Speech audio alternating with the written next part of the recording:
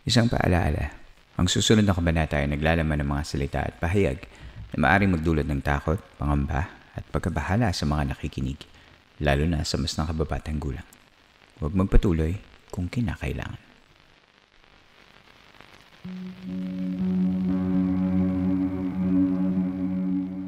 Welcome to episode 294. Ako po si Earl, ang inyong campmaster. At ito, ang San Telmo Society ng Philippine Campfire Stories. Ang San Telmo Society ay ang listener's story segment ng ating show kung saan babasahin ko ang mga kwento mula mismo sa ating mga tagapakinig. I don't have any special announcements at the moment. I just wanted to say thank you for everybody who's been listening to the podcast and has been supporting the podcast here in Spotify or in our YouTube channel. Maraming salamat po sa patuloy niyong pagsuporta at lagi pa rin kayong nandyan para makinig ng ating mga episodes. Trust that next year we'll try to give more content na hindi lang horror stories, and hopefully we can get back to writing documentary style episodes para naman ma-enjoy nyo pa rin yung mga kinagiliwan yung mga episodes before. And right behind that, probably we're gonna get more live recordings kasama ang ating mga campers na nakakaranas ng kanilang mga sariling kwento. So sana magawa din natin yan soon in 2026. I also wanted to take this chance to thank our podcast network family for always supporting the show sa pag-edit, sa paghanap ng mga sponsors para naman magkaroon ng revenue yung ating podcast. And with that, maraming salamat po. And special shout out kay Jasper, ang ating former podcast manager na ngayon ay tinutulungan tayo sa ating YouTube channel. Maraming salamat, Jasper. Ayan, may utang pa ako sa'yo.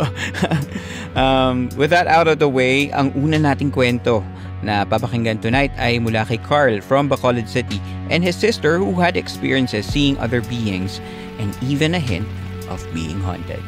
Let's listen to Carl's story.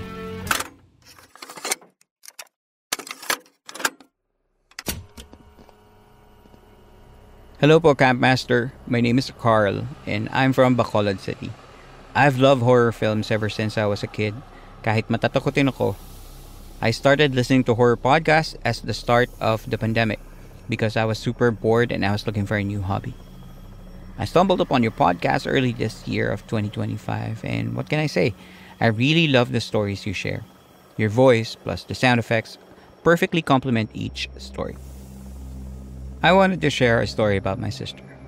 Ever since she was a child, we've known she had her third eye open. Her first encounter happened back in grade 2 during a Girl Scouts overnight at school. That afternoon, my mom got a call from her teacher saying my sister wasn't feeling well. When my mom arrived, my sister told her she had seen two little girls playing outside the classroom window. She called out to them, but they didn't respond. When she tried to approach them, they vanished right before her eyes. That was a moment we knew for sure my sister could see things others couldn't. But that's not the story I really want to share. This one happened back in 2023. My mom had invited some friends over for lunch. The usual Pinoy moms get together, eating and chismes all afternoon. When it was time for them to leave, it started raining. Since they didn't have umbrellas, my mom and my sister decided to walk them out to the tricycle station. While walking, my sister noticed something odd. My mom was holding the umbrella over herself and Tita Pia, but she left one of the other friends completely exposed to the rain. My sister brushed it off, assuming my mom was just distracted. When they got home, my sister casually asked who the other woman was. She knew all my mom's friends, but not that one. My mom didn't answer, so my sister let it go. Days passed, but the image of the woman wouldn't leave my sister's mind. She asked my mom again. This time, my mom scolded her for talking nonsense and showed her the photo from that day. My sister stared at the picture. The woman she'd seen was not there.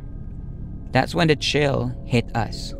We realized that what my sister had seen was not a person. It was a ghost. My sister finally knew why my mom hadn't covered the woman with the umbrella, because she never saw anyone there. And then my sister said something that made every hair on our bodies stand. Not only had the woman walked with them, she also rode the tricycle with my mom's friends. After that, we tried to go back to normal. But later my mom saw my sister sitting silently on the sofa, her head leaning into the corner. She called out to her, but she didn't respond. My mom rushed over and touched her. She was ice cold, shivering. My mom put her rosary bracelet in my sister's hand and began praying over and over to her. Slowly, my sister calmed down. When she felt a little better, she went to take a bath. My mom stayed in the kitchen and placed the rosary back in the altar near the TV. But then she heard something. A tiny clicking sound right from the floor. She looked down and saw beads rolling to her feet. She rushed to the living room and found the rosary bracelet my sister had been holding broken. My mom gathered all of us and told us what happened. She called my Lola and Lolo, who came over and told us to burn incense to drive the spirits away. We thought that was the end. Months later, my sister was in the kitchen washing dishes when a single bead, same color, same size, rolled right up to her feet. No one else was in the living room. She froze, got chills all over her body, and bolted outside. To this day, we still keep those beads on the altar. And to this day, whenever my sister talks about what happened, she starts feeling unwell. Once, she even collapsed at school. She couldn't even breathe, and her vision went black, so they had to take her to the clinic on a wheelchair. Even as I was asking her for details while writing this email, she suddenly went nonverbal. Her body froze like she'd slipped somewhere else. That's all for now, Campmaster. I have more stories, but I think I'll save them for another time, since this email is already long. Thank you, Campmaster. More power to you in this show.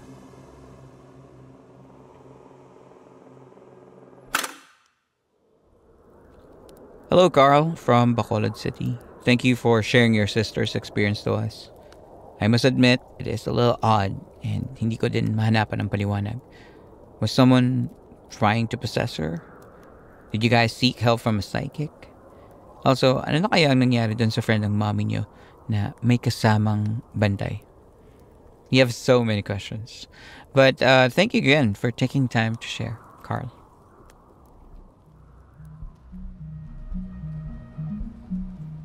Magbabalik pa tayo for other stories from the campers. That and more coming up next.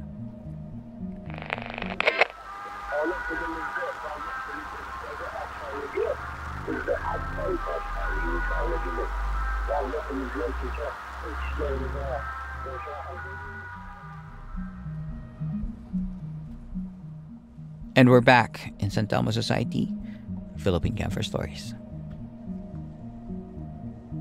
Ang next story ay submitted by Binsoy at ang kanyang mga karanasan isang gabi na kasama niya ang mga mag-group project ang mga kaklase niya.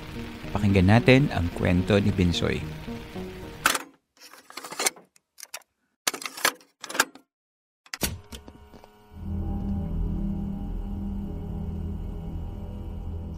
Good day, Campmaster. Just call me Binsoy. 21 years of age and taga Negros Occidental. Baguhan pa lang po ako sa inyong podcast at just this year lang ako nakapag-listen sa inyo. Hindi ko na matandaan ang exact date because I'm not good with dates at kahit bago pa lang ako ay marami na akong episode na napakinggan kasi halos araw-araw po akong nakikinig. Gaya ng bago matulog, habang naglalaro, gumagawa ng chores sa bahay at kahit minsan pagkagising sa umaga. That's how much I love listening to your podcast. So thank you so much. Gusto ko lang sanang mag-share ng isa sa mga experiences ko. Sobrang dami kong paranormal experiences. But I chose this kasi ito yata ang mas recent at hindi gaanong nakakatakot. So this story started when I was a grade 12 student at sa pagkakatanda ko noon ay malapit nang magsara ang klase at malapit na ang final defense namin sa research. Kinakailangan naming mag-double time kasi marami pa kaming kailangang tapusin, so we decided to study overnight. Magstay po kami sa isang bahay ng kaklase ko na katatapos pa lang gawin at ibebenta naman nila kaagad. To give a little bit of context sa lugar at bahay, Isa po siyang bagong subdivision sa city namin at sobrang layo po ng subdivision sa main road. Yung place ng classmate namin ay nasa likuran pa ng subdivision.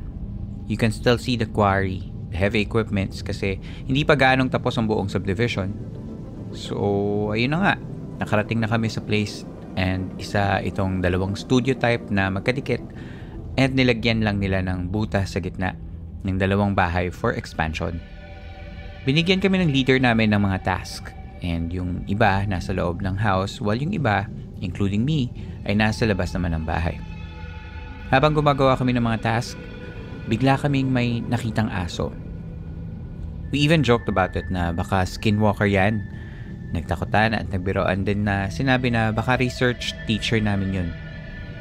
Yung aso naman ay nagmamasid lang sa amin at dahan-dahang lumalapit. At nung malapit na sa amin ay huminto at nakatitig lang. Hinayaan na namin yung aso at nagpatuloy na kami sa aming ginagawa. Nasa kalaliman na ng gabi at tapos na rin kami sa mga gawain. Yung iba ay nagsitulugan na. May ilan sa amin na nanatiling gising at na nagpunta kami sa labas at sa likod ng bahay at nagkwekwentuhan pa nang bigla kaming kinilabutan at napapigil sa paghinga nung may nakita ako sa aking peripheral vision. At hindi lang ako ang nakakita. Nakita din ng isa kong kaklase. What I saw was an entity na lumabas sa bahay. And to describe it, parang maihahalin tulad mo siya sa isang maitim na usok, pero hugis tao. Nasa katamtaman lang ang height at napakabilis lumakad na para bang tumatakbo na. Nakita ko sa mga mata ng kaklase ko ang gulat at pangamba. Ako naman ay nagmadaling tumayo at hinabol yung bagay na yun pero hindi ko naabutan.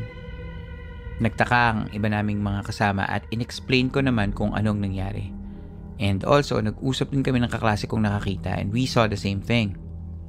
Pumasok na lang kami sa bahay at may mga gising pa naman at yung iba, hindi na niniwala sa mga nangyari. Pero dahil open-minded naman ako, I did not even try to argue. And sinabi ko na nga na kanina marami na akong na-experience sa paranormal and that was not the first entity na nakita ko. Second night, campmaster and iba sa mga kaklase ko ay umuwi na, including yung kaklase kong nakakita nung nangyari. And that second night, nauna akong matulog since pagkabukas ay maggagawin pa akong project for other subjects na ako naman yung leader. So meron lang kaming isang higaan lahat. Okay lang naman kasi close kaming magkakabarkada. Nakatulog na ako ng ilang oras at nagising naman ng mga madaling araw. Pagkigising ko, katabi ko pala ang isang classmate ko na babae. Nasa first part ako ng higaan malapit sa bintana. Habang nagsa-cellphone naman ako ay nagising ang katabi ko. Nag-usap kami saglit at babalik na sana sa pagtulog nang biglang may kumatok sa back door ng bahay. She asked me, "Narinig mo yun?" Sabi ko, "Yung alin?" At sabi niya, "Pakinggan mo ang pinto sa likuran ng bahay. Parang may kumakatok." Tumahimik kaming dalawa at narinig ko nga. Meron ngang kumakatok sa kabilang pintuan at hindi ito gaano kalakas. Ang pagkatok niya ay parang every other 10 seconds. Pero habang papatagal, parang nagiging rhythmic yung pagkatok at papalakas ng papalakas. Bumangon ako sa kinahihigaan ko at pinaandar ang flashlight ng cellphone ko. Sinabi ko sa katabi ko na sisilipin ko kung sino o ano ba yun. Pero bigla akong hinilan ng katabi ko at sinabing wag na daw kasi natatakot siya. Hinayaan ko na lang kahit sobrang curious and takot at the same time. Iniisip na buti na lang hindi sa front ko matok kasi malapit sa akin yun. Kinabahan talaga ang kasama ko at pinakalma ko na lang siya. Habang lumakas ang pagkatakot, nagtataka ako na bakit hindi man lang nagigising yung iba naming mga kasama. I planned to wake them up pero pinigilan ako ng katabi ko kasi raw ay pagod at antok sa kakagawa ng research namin. It's been 5 or 7 minutes na rin, hindi pa rin tumitigil yung pagkatok. Hanggang sa yung katok ay naririnig na namin sa mismong loob ng CR na katabi ng pintuan. Yung CR ay nasa loob ng bahay. So sobrang takot, prepared na talaga ako sa mga mangyayari. At mga ilang minuto lang ay tumigil na din ang pagkatok. Nagkwentuhan kami saglit ng katabi ko hanggang sa hindi na siya sumasagot dahil nakatulog na ulit siya. Kaya natulog na din ako. At dito na po nagwawakas ang kwento ko, Campmaster. Maraming salamat po kung mababasa nyo man ito. Marami pa ako ng kwento lalo na sa bahay namin haunted. Thank you.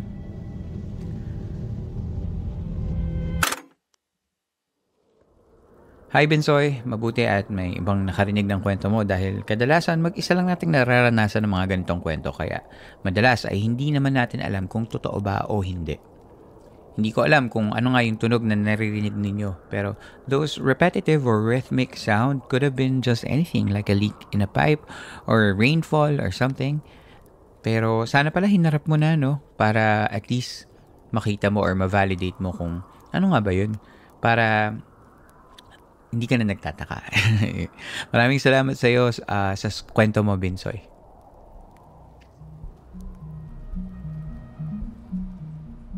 Ang susunod na kwento ay isa sa mga nagbabalik na campers na madalas ay suki natin dito sa Santa Elmo Society.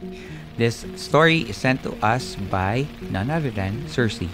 Pakinggan natin ang kanyang kwento.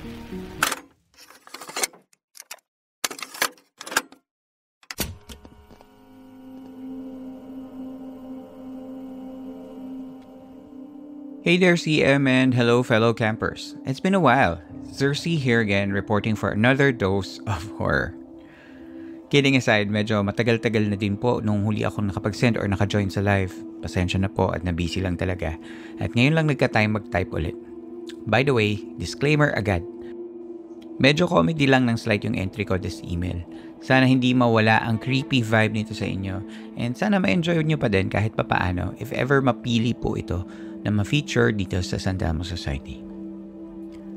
Bago ko simulan ng kwento, siguro mabuting i-explain ko muna ang itsura ng loob ng bahay namin. Ang bahay namin ay isang typical na maliit na bungalow sa probinsya. Maaliwalas pagbukas sa mga bintana, ngunit madilim kahit maaraw kung sarado ang mga pinto at bintana. Lalo na kung may nakaladlad na kahit na manipis na kortina. Kumbaga parang itsura ng isang maliit na haunted house sa mga movies. May maliit na tarangkahan sa terrace nitong tinatawag, pero sa totoo lang ay maliit na space upang makapaggarahe ng sasakyan sa harap mismo ng bahay namin. Nangyari ang experience kong ito last year lang, nearing the end of February 2024, habang nag-aaral ako noon para sa ASCPI exam. Maaraw at mahangin. Naalala ko, 12:30 ng hapon noon. Nakahiga ako sa papag ng kubo habang nag-aaral. Nakahiga yung pusa sa left shoulder ko, habang hawak naman ng reviewer sa kanang kamay. Mataas ang sikat ng araw ngunit malakas din ang hangin kaya doon ako nag-aaral. Sobrang engrossed ako noon sa pagbabasa CM at ayokong maabala pero since tinatawag na ako ng kalikasan, tumakbo na ako noon sa loob ng almost nakasarado at madilim naming bahay para mapabilis para hindi mawala ang inaaral sa isip ko. Nung naglalakad na ako sa malapit sa kusina, papunta sa sala habang nagre-recall ng mga formula, parang may nagsasabi sa utak ko na lumingon ako sa kaisa-isang bukas na bintana sa may gilid ng sala. So napanlingon ako at pinagsisisihan kong sumunod ako sa sinasabi ng utak ko. Mula sa siwang ng bintanang yon, nakakita ako ng isang malaking anino ng lalaki na nakahawak sa magkabilang side ng maliit na tarangkahan bago makarating sa mismong bahay namin. Kumurap-kurap ako, ngunit nandun pa rin ang malaki at matangkad na aninong yun. Na sa tindig at porma ng ulo ay tila nakalingon ang tingin sa akin. Natulala po ako CM at sobrang kilabot ko nun kasi yung aninong yun nakita ko na siya before. Dati na siyang nasa likod ng bahay malapit sa bintana ng kwarto ko. Lumalapit na kaya ito sa akin? Sa takot ko, dali-dali kong pinuntahan at binitbit ang pusa papasok sa loob ng bahay at parang batang nagtawag ng nanay sa bahay. Sa isip-isip ko ngayon, wala pa kayong pinipiling oras? 2:30 ng hapon pa lang ah. Kala ko ba night shift ang mga paranormal? Ang susunod na kwento naman ay nangyari ng 7:30 ng gabi, sometime during the year of 2016. Ilock mo na yung gate at baka may makita pa. Sambit ngang medyo nakangisi at parang nagloloko. Ito ang naalala ko nung nahimasmasan ako pagkatapos ng eksenang yun. Campmaster, madalas akong iprank or lokohin ng kuya ko at minsan hindi ko rin sure kung seryoso or loko-loko lang ang sinasabi niya. Near the end of February 2019, 12 midnight. Mahilig po ako mag-review ng gabi siya kung kailan tahimik na ang lahat at mas nakafocus ako sa mga inaaral ko. Noong gabing yun, nakaupo ako sa isang malaking plastic na upuan malapit sa main door ng bahay namin na medyo malayo sa gate since may space po ng konti ang gate at pinto ng bahay namin. para po mapag-parkingan ng trike. Sobrang engross ko noon sa inaaral ko kasi malapit na ako makatapos sa pagkakabisa ng all about sa isang malaking family ng bacteria. Pero habang inuusal ko ng mahina ang mga pangalan, lagi akong nadidistract sa gate namin dahil may nakikita ako sa peripheral vision ko na may dumadaan sa labas ng gate. Hanggang sa nadistract na ako ng tuluyan at hindi na nakatiis at lumingon sa gate na sana hindi ko pala ginawa. Sa labas kasi ng gate, may sobrang malabong figura na mapayat, parang figura ng babae, na pabalik-balik na naglalakad sa labas ng gate. Napatulala ako at napakurap CM. Sa isip ko, ano ba yan? Nasobrahan na ako sa aral, baka kailangan ko ng matulog. Kaso, hindi naman siya nawawala. Napansin kong pabilis din siya ng pabilis sa pagbabalik-balik at wala siyang paa. Parang nang uuyam pa itong pumapasok na lang bigla sa may dulo ng gate. Parang gusto pang lumapit. At hindi lang po isang beses nangyari ito, CM. Naulit ito ulit. Last year lang. Nagbabasa ako naman ng mga libro noon around 10:30 p.m. At sabi ko, hindi naman ako siguro mumultihin ng gantong oras. Aba, si ate girl. Tumitake two. And siguro, kung hindi lang siguro ako takot both sa dalawang eksena ni ate girl na multo, baka tawang-tawa na ako kasi ano ba naman yan? Nantitrip din ba ang multo? So trip din ba ako ng white lady sa tapat? Aba na bang buhay to? Pati multo. Bunot na ako. Hanggang dito na lang po muna, Camp Master. Sa Comsec, sa susunod na lang po siguro yung iba pang mga story sa bahay namin at baka mapahaba ulit. Maraming salamat sa pagbabasa at kung paanong ang podcast mo po ay nanatiling safe space sa mga sensitive na katulad ko. More power to your show and Godspeed.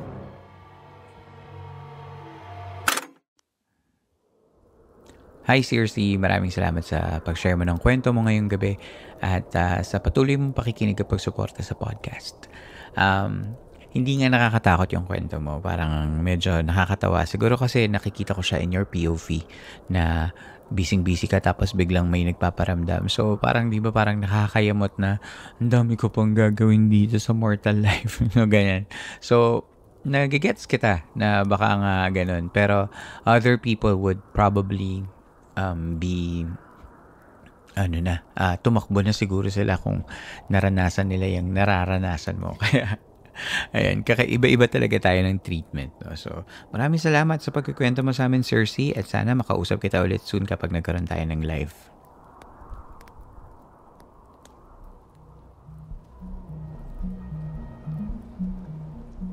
At dumako na tayo sa susunod na segment ng ating episode ngayong gabi at magbabasa tayo ng mga kwento. Comment pala. Hindi pala kwento. Comment mula sa ating mga tagapakinig. Ayan, punta na tayo sa episode 291, Anton and Manila Part 3. Sabi ni Jenny in a Bottle, shortest 1 hour episode ever. Sobrang bitin po CM. Ang pinaka hindi ko makakalimutan kwento from Sir Anton is yung mga taong chanting a ritual-like murmurs na paikot sa bahay nila. Ay oo nga, ito yung parang may procession, no? Yung mga inserted mini story ni Sir Anton, katakot din eh. Yung heads na nag-uusap sa kitchen. Pag nagka-camp, dapat takbuhan, ready ka talaga. Pero katakot. Busog na naman po kami this Halloween. Thank you CM. The best talaga tong podcast na to. Thank you, Jenny in a Bottle. Thank you. Kay, sabi niya, sarap siguro kasama nila Manila and Anton sa beach camping tapos may chill lang na inuman. Actually, no, parang ano nga siya.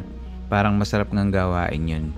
Actually, kahit naman siguro basta kasama mo yung mga gusto mong sa buhay, di ba? Yun. Basta may inuman at may tamang kakwentuhan, solve na yun. Ayan. Episode 292, They're Coming For Your Babies, sabi ni AD. Ang ganda ng first story. I love kung paano i-explain yung setting sa una. May imagine mo talaga. Ayan, thank you, AD. Jehway, sabi niya, yeah, you guys are axholes. Nakakatawa naman. Ayan, hindi ko pa rin alam yung ibig sabihin ng comment na, yung original comment na nabanggit sa episode na yun. Anyway, si Denise sabi niya, base sa pagkakaalam ko, mas lalong lumalakas ang mga aswang at masasamang elemento every Lent season, pero mas lalo tuwing Biyernes Santo, lalo na yan ang araw ng pinako at namatay si Kristo. Naniniwala sila na walang Diyos sa araw na yon, kaya malakas ang loob nilang maghasik ng lagim. Yan, diba? O nga, nababanggit talaga yan. So parang kaya siguro tiniming ng mga aswang na fiesta, quote unquote, doon sa bahay nung sa episode na yun. Sabi ni Mil, parang eksena sa movie yung first story. Grabe, na-imagine ko talaga siya as a movie plot. Ayan. Parang Aswang Chronicles. Bry says, may bagong episode na para bang hindi siya aware. Ang creepy nung kay JB OMG.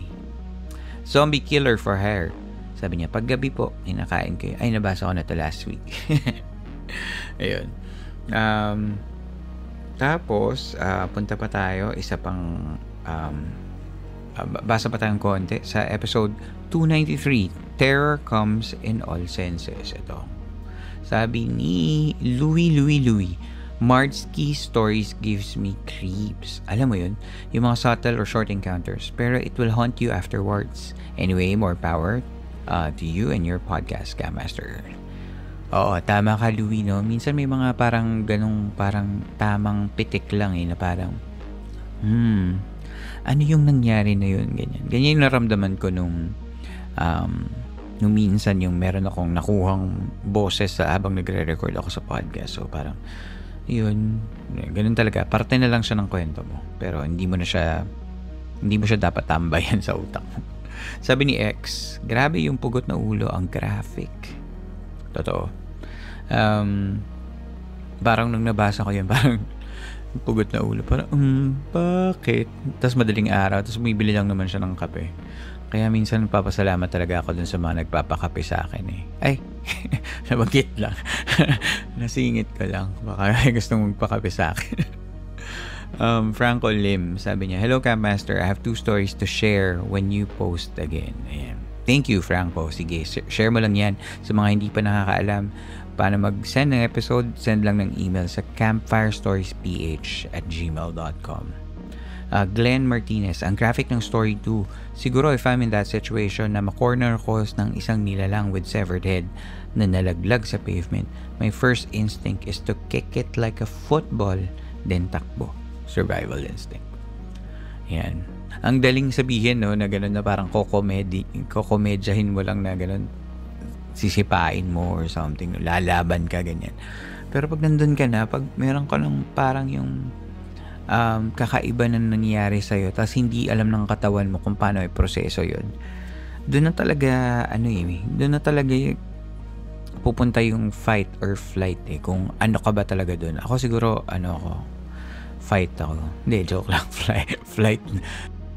Sobrang flight talaga yung ko siguro. Or baka pa nga yung wala, yung parang natulala, ganun na lang. Baka ganun lang, natulala. Tapos yun nategi na, minerienda na ako ng aswang siguro. Ganun yung nangyari. Okay lang, ano ba naman? Pwede na. Sige, kung may meriendahin na ng aswang, pwede na. Handa na rin po ako. Joke lang. Rally the Ranger, as the last commenter, sabi niya, good day campers, maging matagumpay ang inyong patuloy na paglalakbay sa buhay upang humango sa kahirapan and spend your 13-month wisely.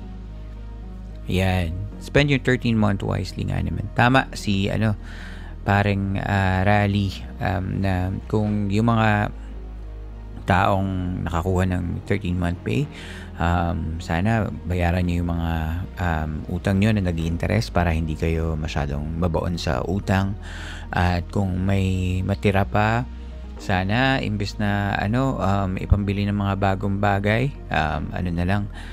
i-invest na lang siguro sa mga bagay na makakapaglago ng pera nyo, katulad ng high yield savings, ganyan, stocks, ganyan, pag-aralan nyo para hindi naman tayo tumagal na lagi na lang paycheck to paycheck, nakakasawa din. And I'm speaking from experience, ganyan din po ako. So hindi rin madali ang buhay, kaya eto nga, 'di ba? Kumakayod tayo dito sa podcast. Yan. At speaking of yun nga sa podcast, maraming salamat pala, Rally, sa comment mo. Kung gusto nyong mag-comment din katulad ng mga nabasa natin, all you gotta do is just log into Spotify, hanapin nyo yung Philippine Campfire Stories at yun, mag-comment kayo doon at babasahin natin yan sa mga susunod na episodes. At para naman sa mga nagustuhan ng episode ngayon, share mo na yan sa mga kaibigan nyo na gusto yung mga horror stories or sa mga kapamilya nyo kasi doon yung parang organic talagang lumalago yung audience ng podcast, no? So, hindi naman tayo malaking podcast para sumikat talaga. So, ayan, word of mouth, yun lang yung kailangan natin. Tapos, kung may, ayun, kung meron naman kayong gustong mag-tip, welcome na welcome yan. Just share through GCash na yung number naman ay nandun sa episode show notes or sa mga kapatid natin sa ibang bansa, PayPal. Just search for my account earlm.work@gmail.com. Yun yung mga pinakamabilis na paraan para makapag-date tayo. Ibig sabihin nun, bibigyan mo ako ng pera pambili ng pagkain ko. At syempre pwede na tayo magkwentuhan, no? Okay lang din naman yun, mabait naman ako. Hindi naman ako celebrity para umarte. Ayun, maraming salamat sa lahat ng mga nagpadala ng kanilang mga kwento. This is the end of our episode. So 3 stories muna kasi we're planning to have more recordings para naman mas marami tayong pagsasamahan sa isang linggo. So hopefully we have second episode this week. So hintay lang. Kapag nagawa, edi you'll see it. Pag hindi, this would be our episode for the week. Yun. Kaya maraming salamat. Kung pwede kayong mag-send ng mga kwento nyo, ulitin ko, campfirestoriesph@gmail.com. Maraming salamat sa inyong pakikinig. Magkita tayo muli sa susunod na kwento. Ako si Earl at ito ang San Telmo Society ng Philippine Campfire Stories.